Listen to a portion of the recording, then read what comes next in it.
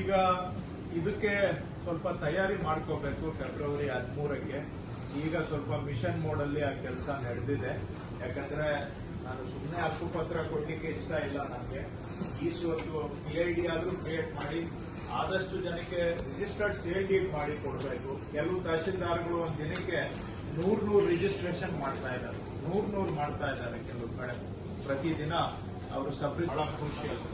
ಅವರು revenue compromise ಆಗೋಕ್ಕೆ ತಯಾರಿದ್ದೇ ಹೋದ್ರು ಕೂಡ ಆಫೀಸ್ ಅವಧಿಗೆ ಮೊದಲು, ಆಫೀಸ್ ಅವಧಿ ನಂತರ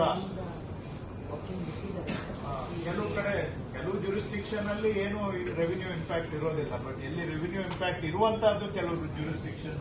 ಹಾವೇರಿಯಲ್ಲಿ ಕಾರ್ಯಕ್ರಮ ಇದೆ. ನಮ್ಮ ಎಲ್ಲ ಅಧಿಕಾರಿಗಳು ಕೂಡ ಆ ಕಾರ್ಯಕ್ರಮದಲ್ಲಿ ಭಾಗವಹಿಸಬೇಕು ಅಂತ ನಾನು ತಮಗೆ ಆಹ್ವಾನ ಮಾಡ್ತಾ ಇದ್ದೇನೆ. ಯಾಕಂದ್ರೆ ಎಲ್ಲರ ಶ್ರಮದ ಪ್ರತಿಫಲ ಅದು.